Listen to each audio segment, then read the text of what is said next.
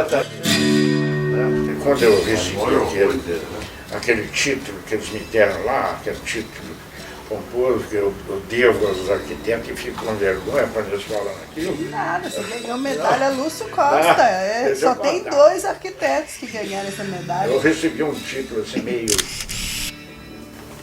esquisito. Não, tem nada maravilhoso, é gratidão, aquela coisa toda, mas assim, lá no fundo a gente avalia a capacidade da gente ver aquelas coisas, né?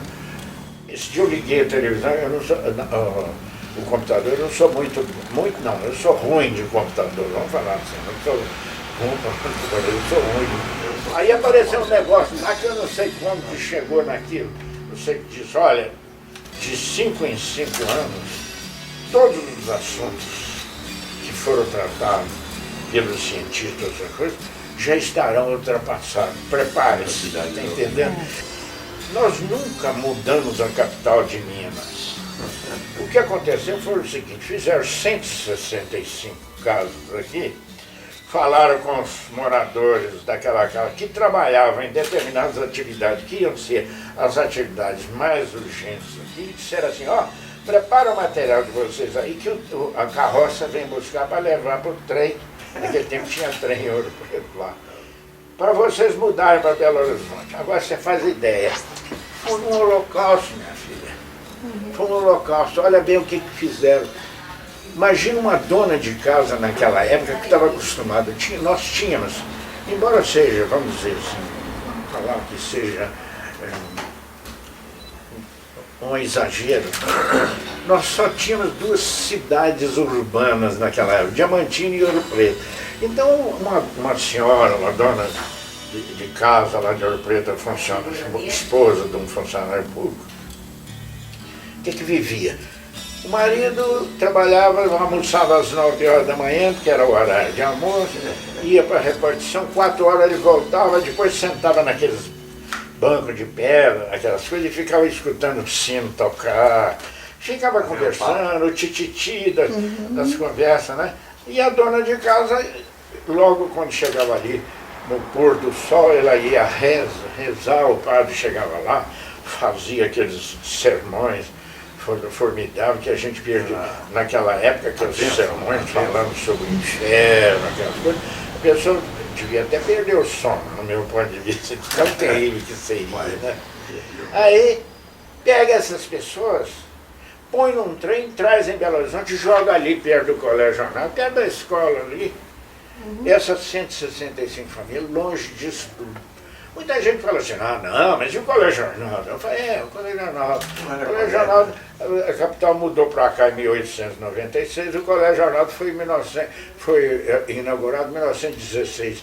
20 anos, essa mulher já tinha morrido.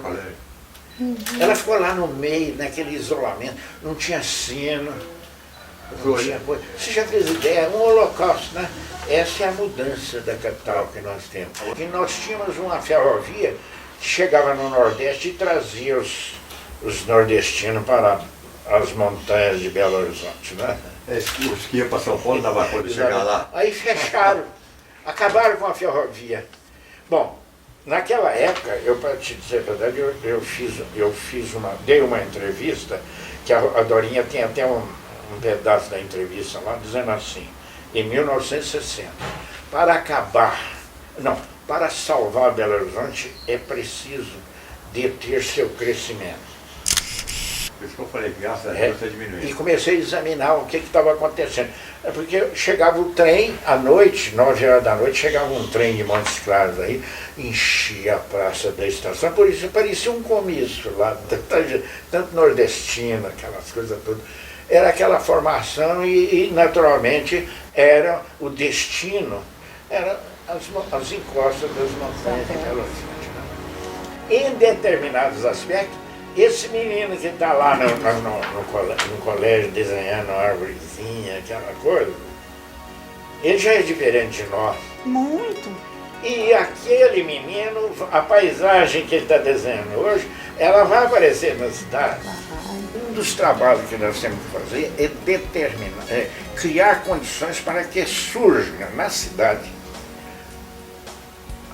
olha bem, a solidariedade metropolitana. Para uma cidade ser uma metrópole, ela tem que ter etnias diferenciadas. Tem que ter o italiano lá, o judeu, o preto. Você fazer um metrô numa cidade como Belo Horizonte, ligar a Pampulha a Savassi. Nenhuma dessas dois pontos tem daqui a 10 anos tem significação nenhuma na estrutura, no movimento, nos destinos cotidianos das populações. Então o que precisa é pensar e ver, cidade muda, é igualzinho gente. Fazer a cidade de Belo Horizonte futura tão diferente da atual quanto a atual é de uma cidade medieval. Bom, gente, muito bom dia a todos e a todas. Queria agradecer a presença dos que se propuseram aqui a acompanhar essa visita. É uma visita da Comissão de Assuntos Municipais. Estamos aqui, eu sou o suplente da comissão, o deputado João Leite, deputado titular da comissão, e essa visita ela foi solicitada a partir de audiência pública que foi realizada na Assembleia Legislativa, onde o IAB apresentou a alternativa Anel da Serra, que é essa que vai ser rapidamente apresentada aqui. Nós vamos ter a oportunidade de visitar um trecho. Os investimentos em túneis, que são caríssimos, já estão feitos, em que pese vocês vão perceber que um dos túneis falta acabamento, mas a parte mais cara já foi realizada. Então essa é objetivamente a nossa proposta hoje, fazer a visita em loco e constatar a viabilidade dessa ligação que permite o desafogamento do vetor sul, fazendo a ligação com o vetor leste de Belo Horizonte. Então aqui presentes a BH Trans, além da nossa comissão, evidentemente, foi citado, o IAB, aqui tem o nosso presidente, a Cláudia, a Dorinha, que foi que fez a apresentação na audiência pública, né, Dorinha? É responsável técnico também por isso. O professor Henrique, que trabalhou junto com o professor Radamés na concepção desse projeto, né, e já há vários anos, né, professor? Então, hoje a nossa intenção é apresentar essa alternativa para conhecimento mais amplo, né, uma vez, inclusive, que já começa a configurar a possibilidade de implementação dessa proposta. Claro, filho.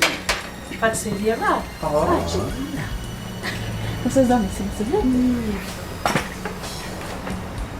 Obrigada. Eu não sei depois o que você vai fazer disso, não. Não, a esposa tá bem que só vai fazer coisa boa também. Você quando tiver só destruir ali, onde corta depois? Pão de queijo e a... Pode pôr. Além que saiu Comida mineira. Só gosta de açúcar ou adoçante? Chegaram a Belo Horizonte e começaram o trabalho esse trabalho de topografia famoso de 1894, onde, eu volto a dizer, as terras eram devolutas. Então, quando doaram essa terra em 1713 ao Ortiz, lá falava, no pé da serra, toda essa região aqui, e era compreendido, o trecho da fazenda era compreendido entre Curral del Rei e a Lagoa Seca. Então esse termo Lagoa Seca é interessante porque não é uma coisa que era um termo que já existia, que eu não conheço historicamente alguma coisa anterior a isso, mas de qualquer maneira é uma citação que fizeram em 1713, então foi realmente algo anterior.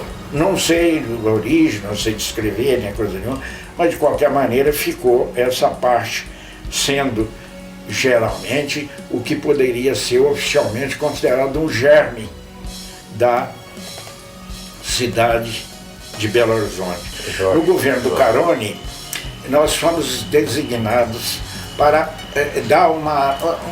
fazer um parecer sobre a utilização desses terrenos da encosta. E eu agora vou fazer uma confissão.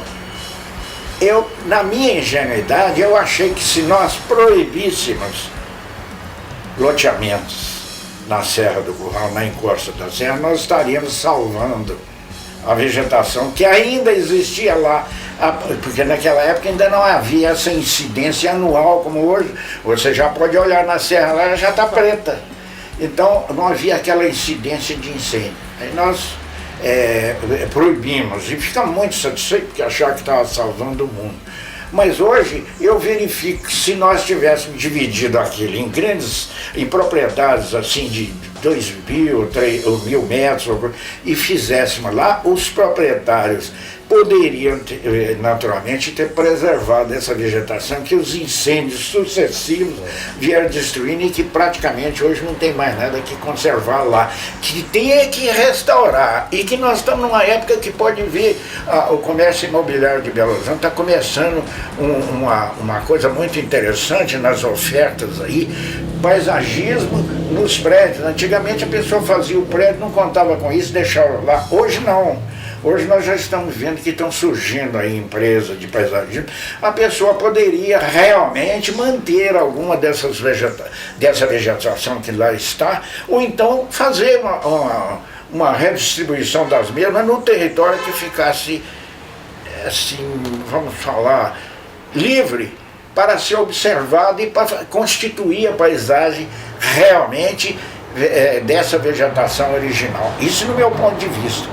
E aí sim, nós teríamos lá distribuído uma série de prédios onde, naturalmente, diz que o Papa vem agora em 2013 em Belo Horizonte. Então ele iria repetir aquilo que o Papa falou aí, Belo Horizonte, Horizonte Belo, quando ele foi lá na Praça do Papa, né? Na atual Praça do Papa, ele falou isso. Aí sim, não haveria visão, haveria perspectivas extraordinárias para serem observadas entre os prédios, com as vegetações, alguma delas recuperadas. Esses paisagistas que estão aí, naturalmente, poderão ver nessa vegetação alguma propriedade física de combinar, fazer combinações de volumes, de cores ou de qualquer coisa e constituir realmente uma paisagem. Mas aí seria a paisagem que o homem reconstruiu e nós entregaríamos às gerações futuras a paisagem que realmente nós destruímos. Nós teríamos pelo menos teríamos oportunidade de pagar essa dívida, que é muito mais interessante do que ficar fazendo aí, fazendo pontezinha para os bichos passar de baixo. Vai ter domador de tatu, domador de cobra, de macaco ou qualquer coisa, porque eu não estou entendendo como é que ele passa lá de baixo, aquela coisa. Eu estou achando muito estranho. Estou achando muito estranho esse negócio. Deve ter sinalização para os bichos. Deve ter sinalização para eles passarem. Tem sinalização, tudo, vai ter, não tenha dúvida não. Olha, gente, então eu vi um projeto em que o cara projetou o que ele chama de corredores para o bicho passar. Falei, mas é para morrer mais fácil ali. Naturalmente, ele deve conhecer os bichos melhor do que eu. Eu acho que Belo Horizonte, nós hoje estamos aqui na região metropolitana com mais de 4 milhões de habitantes. Isso é mais ou menos a população da Noruega. A Noruega tem 22 aeroportos, com essa mesma população que nós temos aqui nessa região. Então nós estamos aqui com um aeroporto de Confins, que é da maior importância, nós lutamos muito por ele na época, né, da sua implantação, que houve uma resistência muito grande na época, e nós lutamos muito na escola de arquitetura, na mídia, através para conseguir a implantação do aeroporto naquela região. Eu e o professor Radamés, na época eu era diretor da escola, e o professor era o nosso urbanista, e nós lutamos na mídia para aquela implantação do aeroporto naquela região. Belo Horizonte decide fazer mais 2 ou 3 aeroportos, do tamanho e da coisa do aeroporto de Confins. E tem que ser na região metropolitana, porque Belo Horizonte não tem mais espaço dentro do seu perímetro para isso. Então nós temos aqui para Nova Lima esse projeto do aeroporto ali na Codornas, tem aeroporto Esmeralda, aeroporto Betim, que são aeroportos que têm que ser implantados, porque nós estamos numa era que a aeronáutica, a aviação é que vai ser de uma importância espetacular. Hoje na Alemanha eles estão construindo 50 Zeppelin para transporte de carga, porque você não consegue mais transportar pelas rodovias uma grande peça para uma usina hidrelétrica, uma grande coisa, você não tem. Eles estão construindo Zeppelins para poder fazer esse tipo de transporte. É um negócio muito interessante. Isso, na hora de começar a aparecer Zeppelins carregando tratores gigantescos e peças imensas, vai ser uma surpresa para nós e nós não vamos ter onde pousá-los, sabe? Onde colocá-los e onde coisa, porque nós não vamos ter aeroporto para isso. Quando você vai trabalhar numa região tumultuada como São Paulo, onde tem milhões de proprietários em torno da região metropolitana de São Paulo, é muito difícil de você convencê-los. E aqui não. Aqui nós temos a Serra do Curral e toda essa extensão, até coisa toda de uma empresa só, hoje é da Vale. São 3 ou 4 grandes proprietários que cercam hoje a região metropolitana. E que isso vai nos facilitar muito nesses projetos de expansão dessa região, certo? Vê que a Suíça, que é um país cheio de montanhas, fala que então, não sei o que, tem 22 aeroportos na Suíça. A Europa tem uma hierarquia de aeroportos que fazem ligações, sendo que eles estão fazendo seleções de aeroportos que têm ligações com a Ásia diretamente, que é a hierarquia principal, que é onde nós achamos que Minas Gerais deveria ter um aeroporto nesse sentido. Nós não podemos mais ficar olhando isso. Nós estamos vendo aí que fizemos uma campanha alguns anos atrás, tivemos uma manifestação em Porto Alegre, em que nós mostramos que o Brasil ia enfrentar um grande problema com os aeroportos por causa da situação em que eles estavam. Foi a época em que começaram a falar que haveria possibilidade de aeroportos serem realmente financiados por instituições internacionais, como é na maior parte do mundo, onde grandes capitais se investem normalmente nisso. Se há uma coisa que ninguém prejudica um país, ninguém vai levar um aeroporto. O único aeroporto que levaram de trem foi o aeroporto de Itabira, que quando fizeram a Vale do Rio Doce, fizeram um aeroporto em cima do minério. Aí o que aconteceu? Foi tirando o minério e ele foi para a Europa. É um aeroporto que viajou de trem, tá entendendo? Viajou para um de costa. Até hoje, eles não conseguiram fazer. Faz 10 anos que eu estou lutando para fazer um aeroporto em Itabira. Eu fiz o plano diretor de lá, desenhei lá a região, escolhi a região de condições naturais, tudo perfeitamente. A Vale cedeu a região, aquela coisa toda, mas não há uma decisão a respeito disso. Cada dia tem uma coisa, uma desculpa, vamos dizer assim mesmo, uma palavra que cabe aí, é desculpa, não é razão, nem coisa nenhuma, nem nada. Nós precisamos voltar a isso. O que aconteceu com a Panamérica? A Panamérica desapareceu. Por quê? Porque não havia uma logística. Hoje há um problema, é centralidade, é o que eles chamam de hub.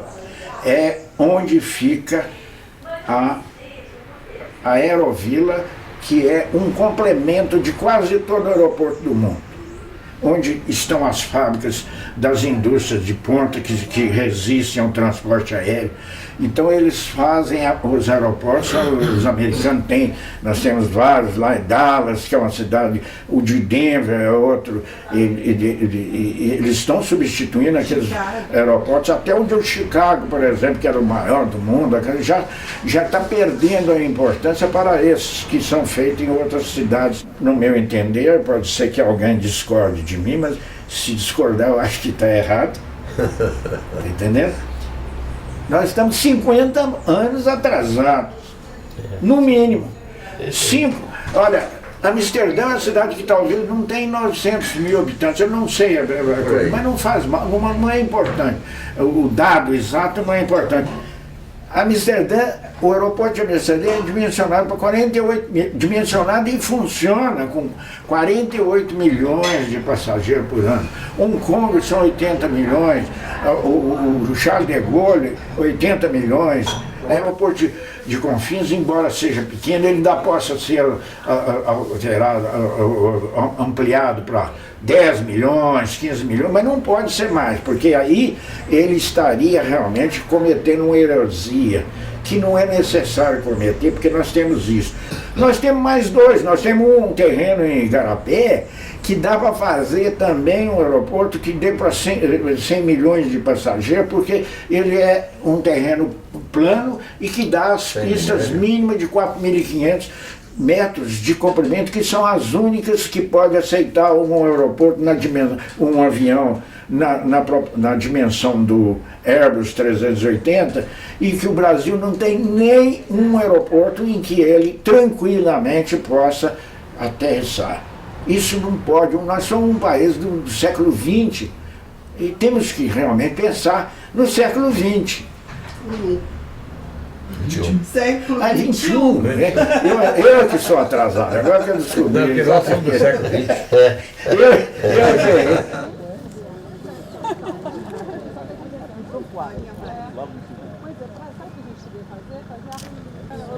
Estamos constatando em loco a viabilidade da criação de uma alternativa de trânsito para o escoamento do vetor sul, que hoje se encontra saturado, através do chamado Anel Leste, passando pela região de trás da Serra do Curral e chegando à Via Borba Gato, que é a continuação da Avenida dos Andradas.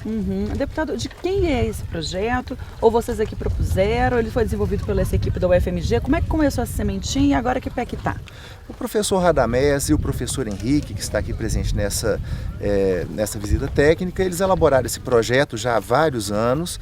Ele não foi implementado e está sendo resgatado agora. O IAB apresentou na Assembleia, numa audiência pública, e o governo de Minas e a Prefeitura de Belo Horizonte estão fazendo análises do que eles estão chamando de Anel Leste, que cria essa alternativa, que acaba fazendo inclusive o fechamento do anel rodoviário, saindo da 040 ou 356, passando pela Avenida dos Andradas e chegando à BR-381. A tendência é que a gente encare esse projeto ou ainda é só uma possibilidade? Olha, é uma proposta ousada, ela parte das novas políticas metropolitanas. Até então se discutia apenas política municipal, por isso que não se viabilizou um projeto como esse. Aqui nós estamos falando de 3 municípios, Belo Horizonte, Nova Lima, Sabará, mas os problemas são comuns, então é importante que as soluções também sejam comuns. Aqui então passaria o quê? Vocês pensam mais na possibilidade aérea, na possibilidade de metrô tradicional? A proposta que é elaborada pelos professores da UFMG é passar via ferroviária, aproveitar os túneis já existentes, fazendo uma ligação ferroviária, seja através de metrô, seja através de aeromóvel, que é uma tecnologia nacional e ambientalmente adequada. Então essa é uma possibilidade, faria inclusive a conexão com o metrô. A ideia é aproveitar um recurso público de grande monta. Isso aqui é dinheiro federal que já foi investido há muitos anos e que está abandonado há décadas. O que foi deixado de lado por muito tempo, hoje pode ser parte da solução para um problema grave, que é o problema da mobilidade urbana, do vetor sul da nossa região metropolitana. Então, a possibilidade de aproveitamento de parte do projeto da Ferrovia do Aço para desafogar a região centro-sul de Belo Horizonte é uma realidade. Os custos são viáveis na medida em que os túneis já são existentes, então boa parte do custo para a abertura dessa via já foi feito no passado. É uma maneira de racionalizar um dinheiro público já investido e é uma maneira de viabilizar uma mobilidade urbana que hoje está muito prejudicada. Então estamos aproveitando os projetos já elaborados pelos professores da Faculdade de Arquitetura, professor Radamés, professor Henrique, que está aqui presente. Vamos anexar nas conclusões dessa visita técnica e encaminhar para o governo do Estado em busca de apoio para essa solução, que é uma questão metropolitana. Envolve o município de Belo Horizonte, o município de Sabará, o município de Nova Lima e somente, como os problemas são comuns, somente da ação conjunta nós conseguiremos chegar a bons resultados para todos. Bom, mas voltando, então Belo Horizonte, nós estamos com esse projeto do Anel da Serra, que é um projeto muito polêmico a nível dos ecologistas, quer dizer, daqueles que são que tem 2 orquídeas em casa e mais um passarinho, não sei mais o quê, e que eles não pensam na região metropolitana, eles pensam em si próprio. É elite. Então, como esse anel é um anel que ele passa na frente de 54 casas dos mais poderosos da cidade, então ele é sempre inviável, porque você não tem condição de conseguir transformar uma avenida de 50 metros que nós temos ali no Anel da Serra, ali de frente do Hilton Rocha, servindo uma casa só do outro lado da rua, com 50 metros de coisa, podia ter uma rua só de 6 metros para ele ir para a casa dele, né? Então isso aí é um absurdo, quer dizer, uma incoerência com a cidade, quer dizer, você ter uma avenida aquela ociosa e não poder ligando nada a nada, e podendo se ligar, resolver um problema importantíssimo do Belvedere, que está hoje muito prejudicado, e prejudicado mais ainda pelo Vale do Sereno, ali de Nova Lima, que o Belvedere já está quase praticamente todo construído, entendeu? E hoje o que está acontecendo é em Nova Lima, e que vai prejudicar ainda mais, porque vai continuar esse processo. E a cidade é assim mesmo, ela é dinâmica, ela não vai nós não vamos conseguir parar com isso. E a nossa proposta era justamente a gente conseguir passar para o lado de lá da Serra, para fazer um desenvolvimento urbano naquela região de Nova Lima, com esse pensamento metropolitano. E isso nós íamos salvar esses milionários aqui do Mangabeiras, uma vez que a Avenida Agulhas Negras, ela nada mais é do que a Afonso Pena no futuro. Aquilo vai ser tudo verticalizado. Não tem jeito de não ser. Entendeu? A longo prazo. Nós vamos adiar isso se a gente conseguir passar por lá de lá.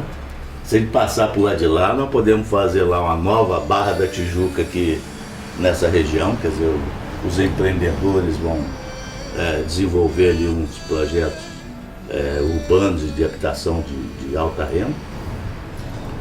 E salvar esse bairro do Mangabeira como eles pretendem, né? Que eles têm essa coisa. Mas a Agulhas Negras, ela está fadada, porque vai acontecer com ela o que aconteceu com a Cidade Jardim.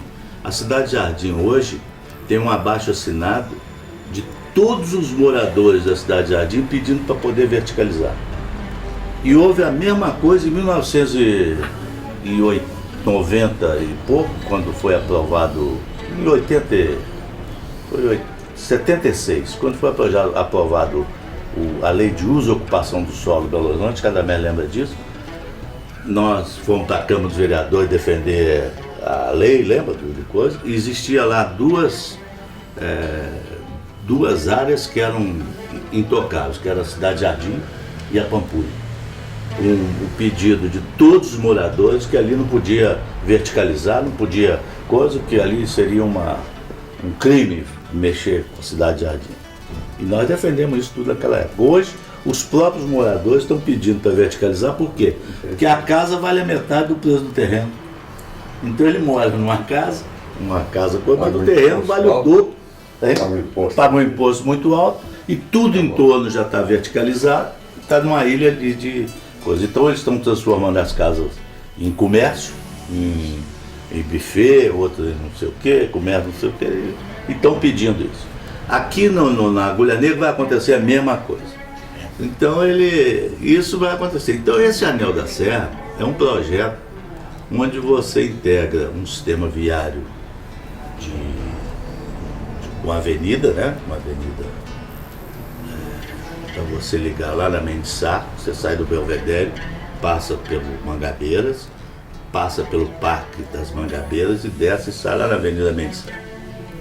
Isso aí você vai ligar a região leste, que é uma região que, para poder vir no Belvedere, ela tem que ir lá no centro da cidade, pegar todo o trânsito, tanto de coisa, para poder subir, que faz isso aí você vai eliminar um problema espetacular, assim, um problema... Agora transformar em parque essa área restante da serra, né? É. Só os moradores da Mangabeira conseguiram aprovar isso, assim, Eu daqui. para evitar qualquer obra aí. Eles estão lutando por isso, só que eles estão esquecendo o seguinte, que a Serra do Curral, o que mais polui a Serra do Curral hoje é a mídia, com as torres. Lá tem prédio de 6 pavimentos em cima do cume da Serra do Curral. 6 pavimentos, com uma torre de 100 metros de altura em cima. E ninguém fala disso, porque não pode falar, porque se falar também ninguém escuta, porque ninguém publica, ninguém põe, né? Então ninguém fica sabendo. Agora, no sistema de metrô, quer dizer, de trem, que não é metrô, né? Porque ele é de superfície, Isso. nós temos o aproveitamento de toda a malha da Ferrovia do Aço. A Ferrovia do Aço, quando foi implantada, ela fez os túneis até quase o Rio de Janeiro, e ficaram ociosos os túneis de Itabirito para cá. Tá? Eles estão ociosos, prontos, desapropriados, as áreas. Os túneis feitos, e tem um que é o principal deles, que é o do Taquaril, um túnel mais de 1,5 km de extensão, e que ele já está pronto, já tem os viadutos com seus pilares prontos, entendeu? Que é só terminar a implantação, e que com esse sistema você consegue levar o metrô ao Belvedere. Do Belvedere você leva ele ao Iotim.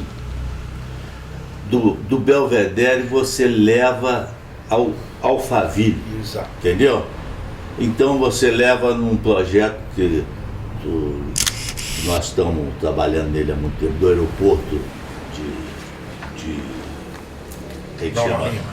Barroco, né? O aeroporto das Codornas, que também pode ser um aproveitamento desse sistema ferroviário, certo?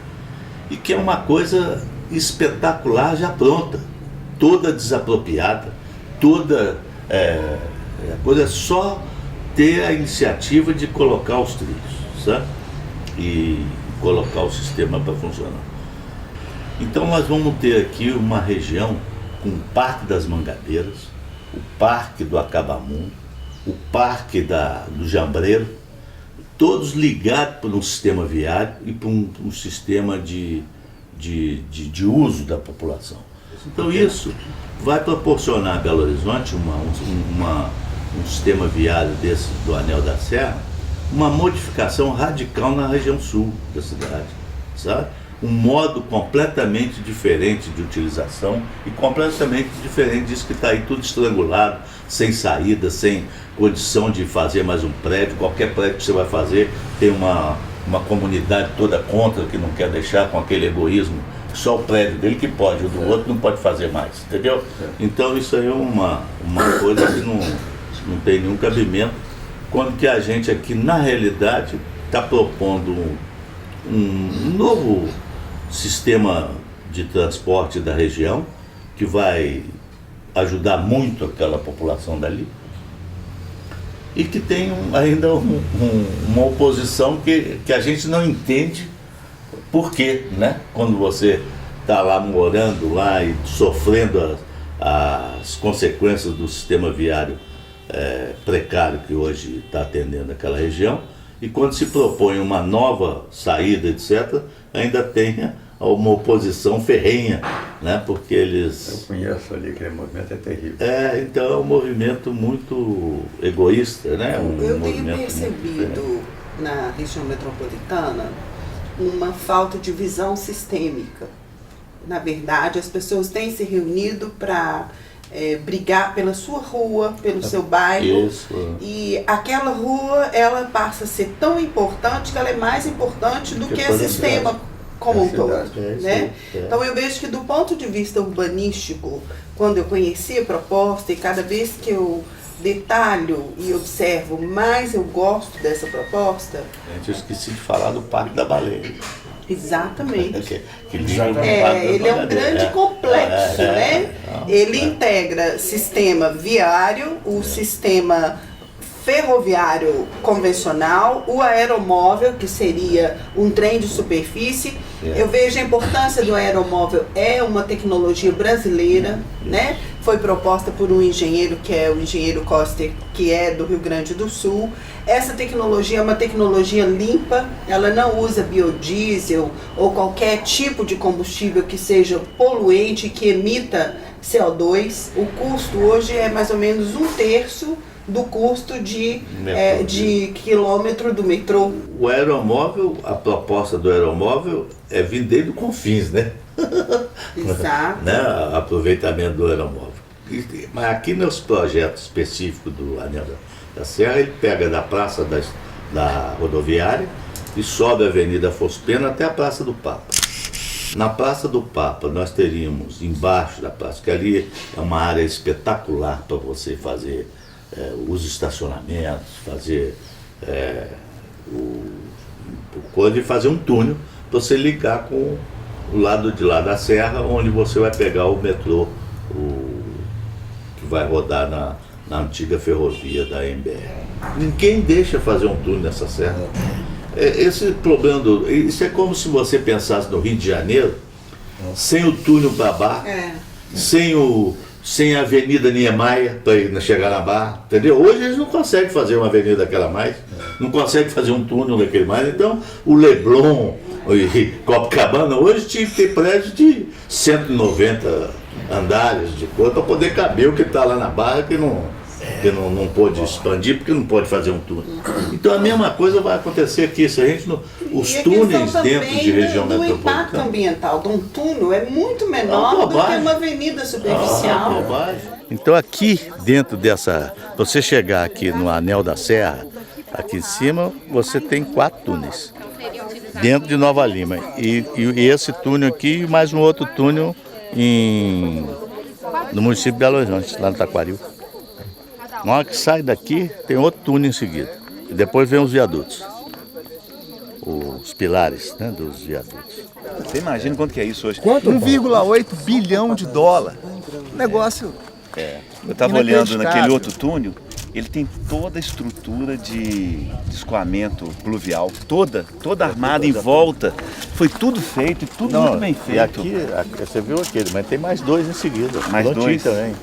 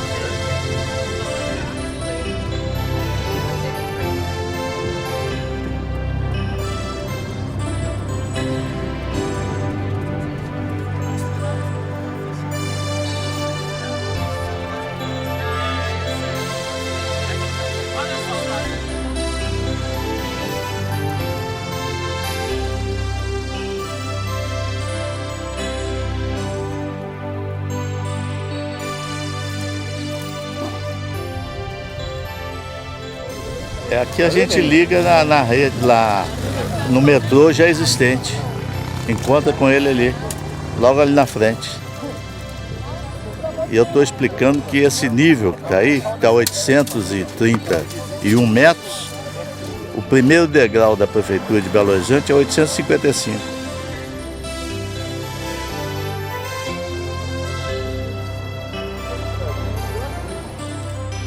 o senhor começou aqui na escola? O ano? Eu comecei em 1945. Sim. 45, são vários anos, como você está vendo, né? Eu cheguei aqui na escola, historicamente a gente poderia focalizar o seguinte: aqui tinha sido um hospital. E o Juscelino, como sempre o Juscelino, aqui, ele, para trazer o Guinhar para Belo Horizonte, ele pegou a escola de arquitetura que estava no parque, comprou esse prédio aqui e pôs o Guinhar com um curso de Belas Artes e a escola de arquitetura, o curso de arquitetura juntos. Aí aconteceu o seguinte: os alunos da escola que trouxeram os móveis nas costas, arranjaram carroça, fizeram uma modificação nesse sentido. Então, quando eu cheguei em 1945, em fevereiro de 1945, o que aconteceu? Quando nós chegamos aqui, naquela época, a escola tinha apenas um livro. A biblioteca da escola tinha apenas um livro. Chamava-se Arquitetura de Teatro. Era um livro em inglês e nenhum de nós conhecia inglês. Então o livro ficava ali em cima de uma mesa. Ali era a nossa biblioteca. Tinham revistas especiais, nós recebíamos aqui gratuitamente. Foi formando um acervo. Até que aconteceu um fenômeno interessante. Eu gosto de citar esse fenômeno porque ele é uma coisa que eu não consegui dar presença a ele. Mas, de certa maneira, ele que me fez aproximar do urbanismo, por aquele conceito. Um daqueles livros mais velhos, doado por professores de arquitetura lá do Rio, ou qualquer coisa, um livro bastante velho, que depois eu nunca mais consegui consultá-lo e encontrá-lo na biblioteca. Ele está aí, mas eu não tenho. É muito livro, aquela coisa. Esse arquiteto, esse professor de arquitetura disse que a cidade representa em pedra e cal o que a população pensa. Então aquilo me atingiu, porque eu pensava que a arquitetura era fazer casa. Eu não tinha cultura suficiente, eu não vim do meio cultural, praticamente eu vim do meio rural, tá entendendo? Então eu não tinha uma ideia, então eu comecei a verificar que havia qualquer coisa além daquela coisa material do desenho da casa. E os professores, com muito cuidado, alguns deles muito cuidadosos, o professor Bert, uma pessoa maravilhosa, o professor Signorelli, que projetou o Hotel de Araxá, tá entendendo? Que era uma pessoa maravilhosa, sabe? Todos eles. E o Bert veio da Itália. O Bert veio da Itália, fez aqui em Belo Horizonte, fez o Automóvel Clube, junto com. Ele veio com o Signorelli, fez o Automóvel Clube, fez esse colégio, essa da universidade. O Isabela Renda? Isabela Renda. Ele fez. Belo Horizonte. Exato, fez. Exatamente. O Minas Tênis Clube ele fez com um aluno dele, que era morou aqui muito tempo, ele depois projetou o edifício Caiaca. Esse aqui tem até o. Pinto Coelho. Como é que é? Luiz Pinto Coelho. Luiz Pinto Coelho. Luiz Pinto Coelho trabalhou com ele lá no Minas Tênis Clube, aquela coisa. Essas coisas foram todas feitas por ele, tá entendendo? Dando uma nova arquitetura para nós aqui. Ele criou um grupo diferenciado, que começou a pensar arquitetura, vendo conforto ambiental, pensando as cidades, e nós éramos conhecidas como as radametes. As radametes. Então, isso na escola de arquitetura foi um estigma que a gente assim, achava ótimo, né?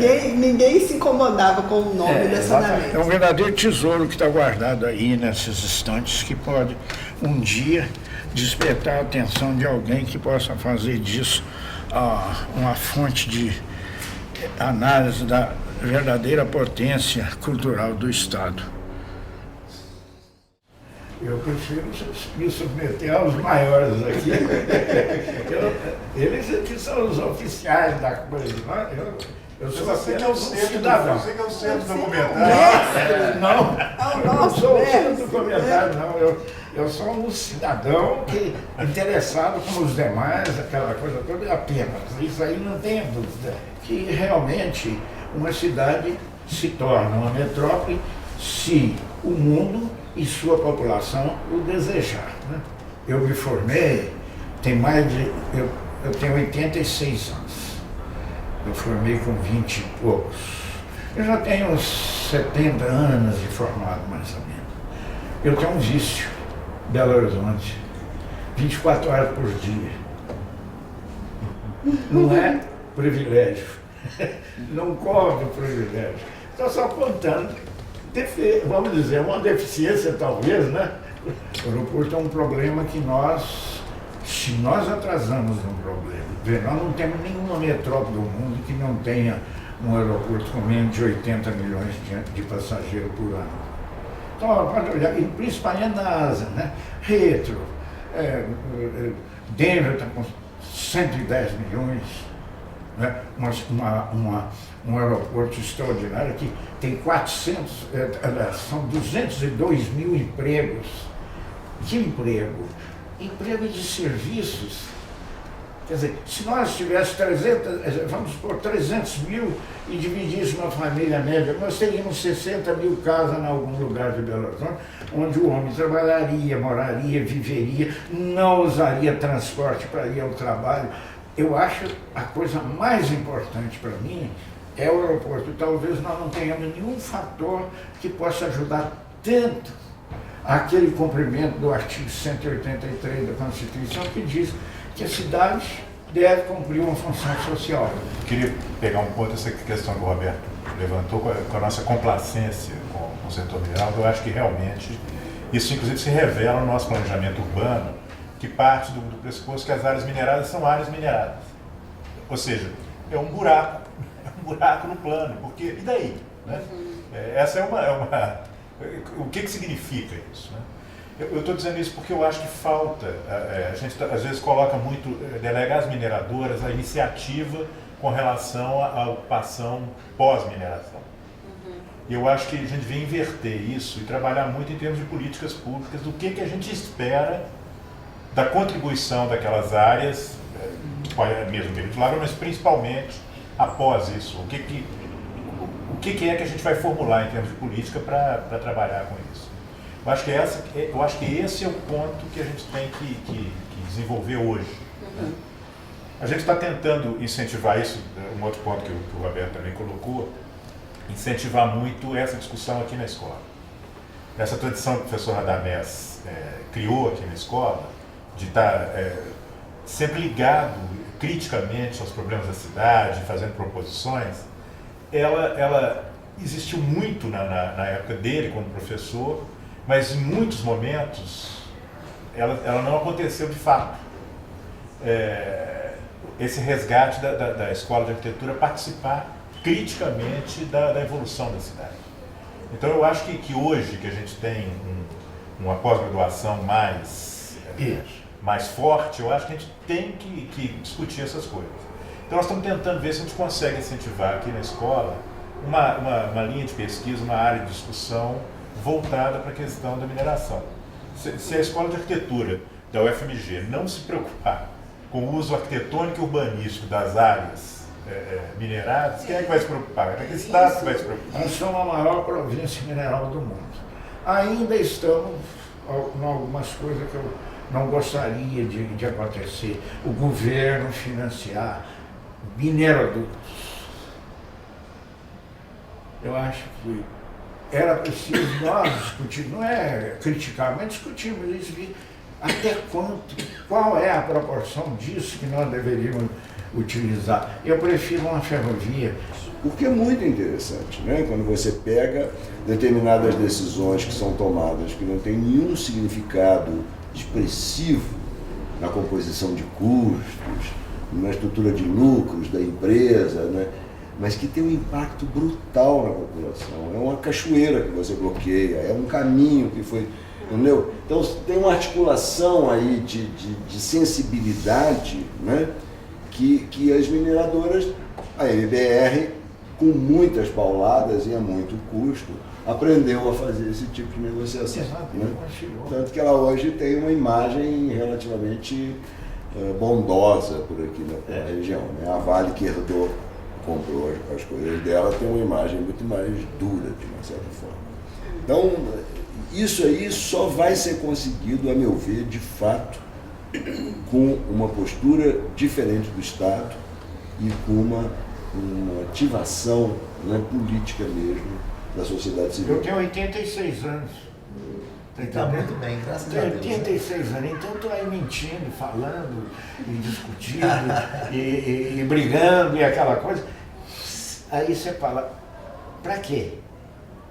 Não sei. Se você for puxar o Niemeyer, que muitos dizem que você parece muito com ele está no 103, então você tem muitos anos ainda pela frente. Pois é, Não mas é? então, exatamente, você tem razão. Então, nós estamos dando aí um trailerzinho de coisas que nós poderemos discutir, cada uma delas especificamente. E com a gratidão de que a pessoa, não concordando, diga, porque às vezes ele pode ter razão. Esta área é de um único proprietário. Chama-se Companhia Vale do Rio Doce. Não tem uma grama sequer de minério. E mais, a Vale do Rio Doce tem interesse em fazer alguns projetos de aproveitamento de minério e, naturalmente, ela vai fazer um projeto para Minas Gerais. Nesse projeto, nós queremos ver se essa área que não tem minério fique para o benefício dos mineiros. E aqui então, por exemplo, isso aqui é de 1993. Olha quais são as capacidades dos aeroportos daquela época. Aqui, por exemplo, Londres, 59 milhões, 37 milhões de litro e mais o Gatwick, são dois, tá entendendo? Com 20 milhões, são 70 milhões. Se somar isso aqui, dá mais de 300 milhões de capacidade de movimentação. Isso de 1993, né? Então, a minha pergunta é a seguinte: dá para nós lutarmos para que Belo Horizonte não se limite a um aeroporto de 20 milhões de passageiros, que é o que querem fazer em Confins? Qual a sua opinião? Nós gostaríamos de ouvir a sua opinião, porque nós estamos mostrando alguns elementos aí que são muito importantes.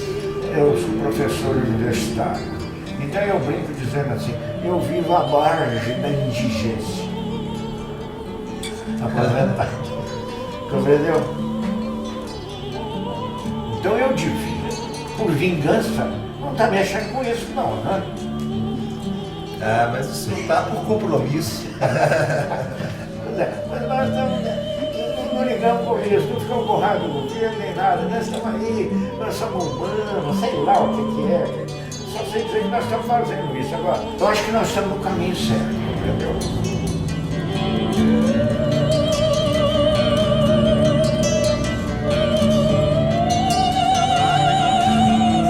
Quer ver? Aqui tem uma parte que talvez te interesse bastante.